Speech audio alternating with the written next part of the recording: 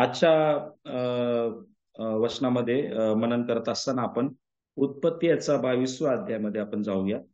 उत्पत्ती याचा 22वा अध्याय आणि त्याचं 6 आणि त्याचं 8 वचन आपण वाचूया. उत्पत्ती याचा 22वा अध्याय वचन 6 आणि 8.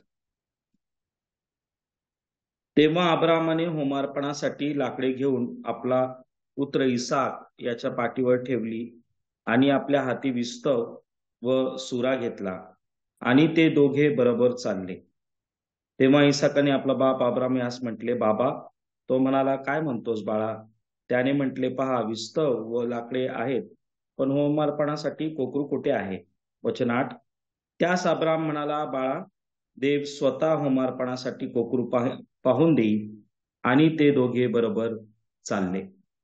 या ठिकाणी आम्हाला वचन 6 मध्ये त्याचा जो शेवट झालेला आहे तिथे असं म्हटलंय, आणि ते दोघे बरोबर चालले. आणि वचन 8 याचा पण शेवट जर आम्ही पाहिला तर त्या ठिकाणी पण असं म्हटलंय की आणि ते दोघे बरोबर चालले. या ठिकाणी आम्हाला पिता आणि पुत्र दोघे बरोबर चालत असताना दिसतात. अब्राहम आणि त्याचा पुत्र इसहाक दोघे बरोबर चालत असताना आम्हाला दिसतात. आम्ही जर पाहिलं पवित्र शास्त्रामध्ये तर आम्हाला पाहायला मिळतं की आमचा स्वर्गीय पिता आणि आमचा स्वर्गीय पुत्र प्रभू ख्रिस्त हे दोघे बरोबर चालत असताना आम्हाला सुरुवातीपासून पाहायला मिळतात.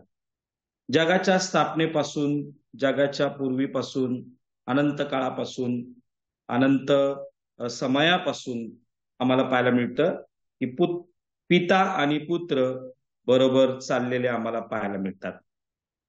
जर आम्ही योहानाचा पहिला अध्याय आणि दुसरं वचन जर आम्ही वाचलं तर त्या ठिकाणी आम्हाला पाहायला मिळतं योहान याचा पहिला अध्याय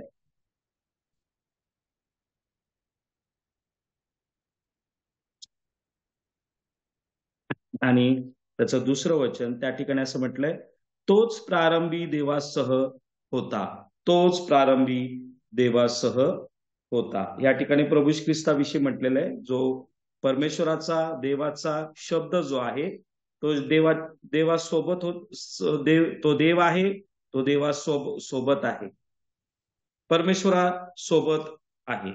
म्हणजे पुत्र पित्याबरोबर सोबत बरोबर असलेले आम्हाला पाहायला मिळतात. अशी अनेक उदाहरणं आम्हाला पवित्र शास्त्रामध्ये आम्हाला पाहायला मिळतात. आणखीन एक उदाहरण आपण पाहूया. उत्पत्ती याचा पहिला अध्यायामध्ये जर आम्ही आलो तर त्या ठिकाणी आम्हाला पाहायला मिळतं 26व्या वचनामध्ये, मग देव बोलला, आपल्या प्रतिरूपाचा व आपल्याशी सदृश्य असा मनुष्य आपण करू. या ठिकाणी परमेश्वर देव बोललेला आहे आणि तो काय बोलत आहे? तो कुणाशी तरी बोलत आहे. तो म्हणत आहे की आपल्या प्रतिरूपाचा व आपल्याशी सदृश्य असा मनुष्य आपण करू. म्हणजे या ठिकाणी कोणतरी आणखीन कोणतरी आहे. तिथं जर देवाचं वचन असं लिहिलं असतं तर मग देव बोलला, मी माझ्या प्रतिरूपाचा व माझ्याशी सदृश्य व असा मनुष्य मी तयार करतो, असं नाही लिहिलंय. तिथे लिहिलेले आहे की आपल्या प्रतिरूपाचा व आपल्याशी सदृश्य असा मनुष्य आपण करू. तर या ठिकाणी जगाच्या या ठिकाणी पहिल्या अध्यायामध्ये, उत्पत्तीच्या पहिल्या अध्यायामध्ये जगाच्या स्थापनेविषयी आम्हाला पाहायला मिळतं. त्या काळापासून आम्हाला पाहायला मिळतं की पिता आणि पुत्र एकत्र आहेत. आम्हाला कलसेकराच्या पत्रामध्ये पण आम्हाला पाहायला मिळतं पहिल्या अध्यायाच्या 16व्या वचनामध्ये की तो अदृश्य देवाचा प्रतिरूप आहे आणि त्याच्यामध्ये सर्व काही निर्माण झालं, त्याच्या ठाई सर्व काही निर्माण झालं. म्हणजे ज्यावेळेस परमेश्वर पिता ज्यावेळेस ही उत्पत्ती निर्माण करत होता त्यावेळेस पुत्र पण त्या ठिकाणी आम्हाला पाहायला मिळतो की त्याच्याद्वारे सर्व काही निर्माण झालं. तर निर्मितीमध्ये पण म्हणजे सुरुवातीपासून सांगण्याचा उद्देश हा आहे की पिता आणि पुत्र हे दोघं एकत्र आहेत पहिल्यापासून, अगदी प्रारंभापासून, सुरुवातीपासून. आणि केवळ ते एकत्र नाहीयेत, एवढंच नाहीये, तर त्यांची एकमेकांवरची प्रीती पण सुरुवातीपासून आहे. जर आम्ही जर पाहिलं दुसऱ्या वचनामध्ये 22व्या अध्यायाच्या दुसऱ्या वचनामध्ये त्या ठिकाणी परमेश्वर अब्रामाला काय म्हणतो, देव म्हणाला तुझा पुत्र तुझा एकुलता एक प्रिय इसाक, म्हणजे पित्याचं पुत्रावरती प्रेम आम्हाला या ठिकाणी पाहायला मिळतं. पिता आणि पुत्र एकत्र चालत असलेले आम्हाला पाहायला मिळतात आणि पिता आणि पुत्र त्यांचं एकमेकांवरचं प्रेम देखील आम्हाला पाहायला मिळतं. आणि तीच गोष्ट प्रियांनो आम्हाला प्रभू ख्रिस्तामध्ये पाहायला मिळते की पिता पुत्रावरती प्रीती करतो. यशायाच्या जर आपण 42व्या अध्यायामध्ये जर आपण गेलो तर त्या ठिकाणी आम्हाला पाहायला मिळतं यशाया याचा 42वा अध्याय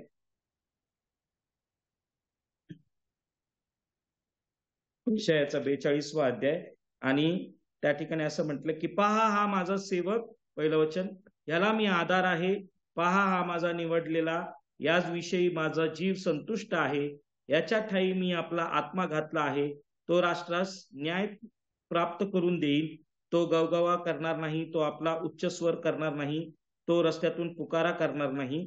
आणि ह्या ठिकाणी आम्हाला प्रभू ख्रिस्ताविषयी पाहायला मिळतं की तो सेवक आहे, तो निवडलेला आहे आणि पित्याची त्याच्यावरती प्रीती आहे. आम्ही मत्तयाचा 17वा अध्यायामध्ये जर आलो, मत्तयाचा 17वा अध्याय, मत्तयाचा 17वा अध्याय आणि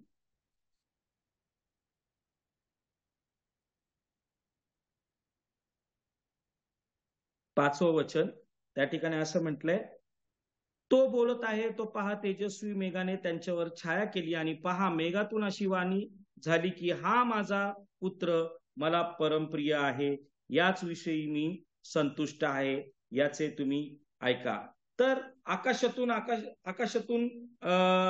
वाणी आली आणि काय वाणी आली की हा माझा पुत्र मला परमप्रिय आहे. पिता पुत्रावरती प्रेम करत असताना आम्हाला पाहायला मिळतो. जर आम्ही प्रॉव्हर्ब्स म्हणजे नीतिसूत्रे याचा 8व्या अध्यायामध्ये जर आम्ही गेलो तर त्या ठिकाणी पण आम्हाला पाहायला मिळतं नीतिसूत्रे याचा 8वा अध्याय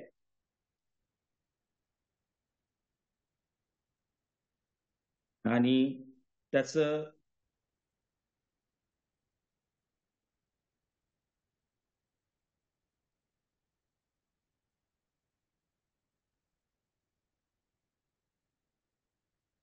31 वचन, त्याच्या पृथ्वीवर मी हर्ष करीन.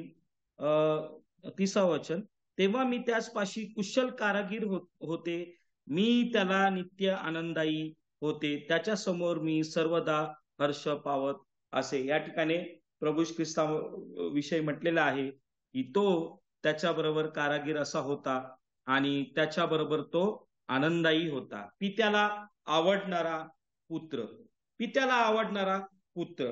आणि योहानाच्या 10व्या अध्यायामध्ये पण आम्ही जर आम्ही आलो तर त्या ठिकाणी पण आम्हाला पाहायला मिळतं की पित्याची पुत्रावरती प्रीती आहे, पित्याची पुत्रावरती प्रीती आहे. जर योहानाचा 10वा अध्याय आणि त्याचं आपण 17वा अध्याय, योहानाचा 17वा अध्याय आणि त्याचं आपण जर 24वं वचन, हे माझ्या बापा, माझी अशी इच्छा आहे की तू जे मला दिले आहे त्यांनीही जेथे मी आहे तेथे माझ्याजवळ असावे, यासाठी की जे माझे गौरव तू मला दिले आहे ते त्यांनी पाहावे, कारण जगाच्या स्थापनेपूर्वी तू माझ्यावरती प्रीती केली आहे. जगाच्या स्थापनेवरती पूर्वी आम्हाला पित्याची पुत्रावरती असलेली प्रीती आम्हाला पाहायला मिळते. 26व्या वचनामध्ये पण म्हटलंय, मी तुझे नाव त्यास कळविले आहे आणि कळवीन, यासाठी की जी प्रीती तू माझ्यावर केली ती त्यांच्यामध्ये असावी, जी प्रीती तू माझ्यावर केली. पित्याची पुत्रावरती असलेली प्रीती, पिता पुत्राबरोबर चालत असलेला आम्हाला पाहायला मिळतो. पिता पुत्राबरोबर आम्हाला पाहायला मिळतं की तो पुत्रावरती प्रीती करत असताना आम्हाला पाहायला मिळतो. तो चालत आहे, पिता पुत्राबरोबर चालत आहे, पिता पुत्राबरोबर प्रीती करत आहेत, पुत्रावरती प्रीती करत आहे आणि ते दोघं एकत्र काम करत आहेत. जर आम्ही योहानाचा 10वा अध्यायामध्ये जर आम्ही गेलो योहानाचा 10वा अध्याय आणि 30वं वचन. तिथं असं म्हटलंय, मी आणि पिता एक आहोत. या ठिकाणी प्रभू ख्रिस्त म्हणत आहे की मी आणि पिता एक एक एक आहोत, एकत्र आहेत. ते का बरं एकत्र आहेत? त्याचं आधीची वचनं जर आम्ही पाहिली तर मनुष्याच्या उद्धाराच्या कार्यासाठी ते एकत्र आहेत. 28वं वचन, मी त्यांना सार्वकालिक जीवन देतो, त्यांचा कधीही नाश होणार नाही आणि त्यांना माझ्या हातातून कुणी हिसकावून घेणार नाही. पित्याने मला जे दिले ते सर्वांहून मोठे आहे आणि पित्याच्या हातातून ते कुणीही हिसकून घेऊ शकत नाही. तर पिता आणि पुत्र मनुष्याच्या उद्धारासाठी एकत्र काम करत असताना आम्हाला या ठिकाणी पाहायला मिळतं. आणि त्या ठिकाणी प्रभू ख्रिस्त म्हणतो की मी आणि पिता एक आहे. पिता पुत्राबरोबर आहे, त्याच्या बरोबर चालत आहे. पुत्र पित्याबरोबर चालत आहे. पुत्र पित्यावरती प्रीती करत आहे, पिता पुत्रावरती प्रीती करत आहे आणि ते दोघे संगती काम करत आहेत, एकत्र काम करत आहेत. कुणासाठी प्रियांनो? का बरं ते एकत्र आले? ह्यासाठी की प्रियांनो, तुम्ही आणि मी त्यांच्या बरोबर एकत्र व्हावे, त्यांच्या बरोबर एकत्र व्हावे. आपण उत्पत्ती याचा 22वा अध्याय आम्ही वाचलं. त्याच ठिकाणी उत्पत्ती याचा 22वा अध्याय आणि तेथे वचन 19, मग अब्राहम आपल्या सेवकांकडे परत आला आणि ते उठून त्याचबरोबर बेरशेबा येथे गेले. अब्राहम कुणाकडे परत आला? सेवकांकडे परत आला. आणि ते उठून, ते म्हणजे ते सर्व कोण आहे? अब्राहमाबरोबर पुत्र पण आहे, इसाक पण आहे आणि इसाका आता कोण आले त्यांच्यासोबत? त्याचे सेवक पण आलेले आहेत. आणि ते सर्वजण उठून कुठे गेलेले आहेत? बेरशेबा या ठिकाणी गेलेले आहेत. ते एकत्र उठून त्याचबरोबर, म्हणजे पिता आणि पुत्र त्याचबरोबर ते बेरशेबा या ठिकाणी गेलेले आहेत. बघा, पिता आणि पुत्र एकत्र आहेत. आणि तेच केवळ एकत्र नाहीयेत, तर त्यांनी तुम्हाला आणि मला पण काय केलेलं आहे? त्यांच्यामध्ये सामील केलेलं आहे, एकत्र केलेलं आहे. आम्ही त्याच योहानाच्या 10व्या अध्यायामध्ये, आम्ही आपला 17व्या अध्यायामध्ये पुन्हा जाऊया. जी वचनं आम्ही वाचली त्याच ठिकाणी आम्हाला पाहायला मिळतं. योहानाचा 17वा अध्याय आणि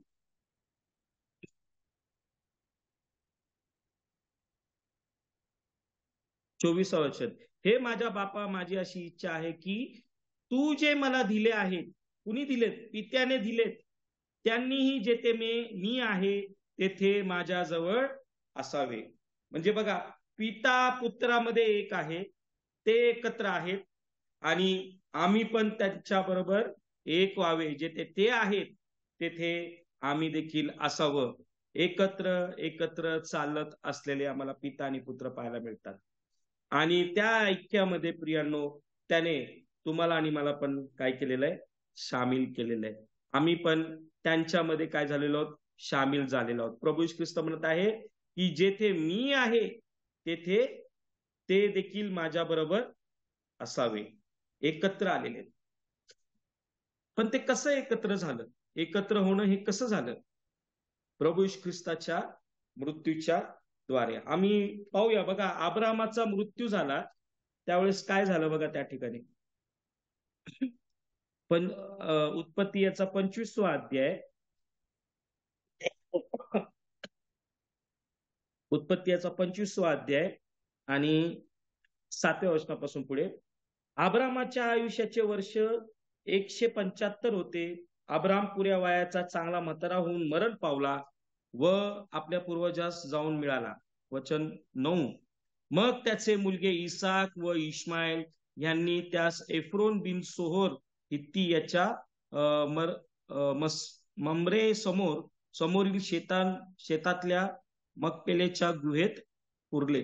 या ठिकाणी दोन पुत्र एकत्र आलेले आहेत. कोण कोण? इसाक आणि इश्माईल. एका कामासाठी. काय कामासाठी? अब्राहमाला पुरण्यासाठी. अब्राहमाच्या मृत्यूमुळे प्रियांनो आम्हाला त्या ठिकाणी पाहायला मिळतं की इसाक आणि इश्माईल एकत्र आलेले आहेत.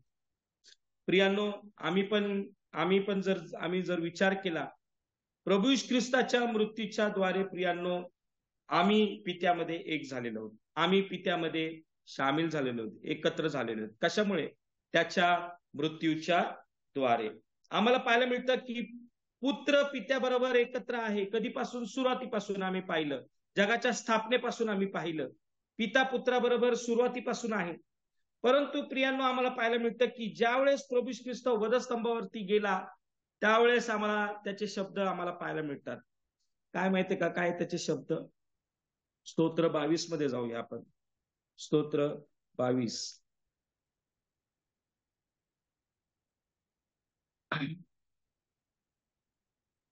आणि त्या ठिकाणी असं म्हटलंय, माझ्या देवा तू माझा त्याग का केला? काय काय झालेलं आहे त्या ठिकाणी? पुत्राचा मृत्यू होत आहे आणि त्या मृत्यूमध्ये प्रियांनो आम्हाला पाहायला मिळतं की पित्याने पुत्राचा त्याग केलेला आहे. पित्याचं आणि पुत्राचं त्या ठिकाणी सेपरेशन झालेलं आम्हाला पाहायला मिळतं. ते दोघं वेगळे झालेले आम्हाला पाहायला मिळतात काही काळापुरतं. का बरं?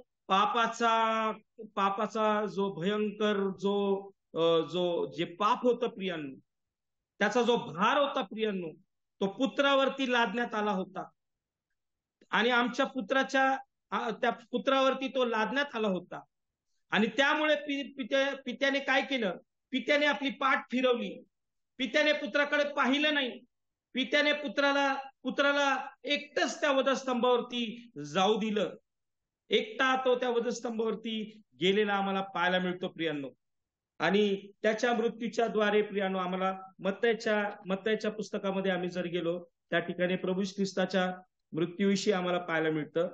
तिथं असं झालंय, वचन 27 अध्याय आणि 45 वचन, त्या ठिकाणी आम्हाला पाहायला मिळतं, मग दुपारी 6व्या तासापासून 9व्या तासापर्यंत देशभर अंधार पडला आणि सुमारे 9व्या तासाला येशू मोठ्याने आरळी मारून बोलला, एली एली लमा सबकतनी, म्हणजे माझ्या देवा तू माझा त्याग का केला?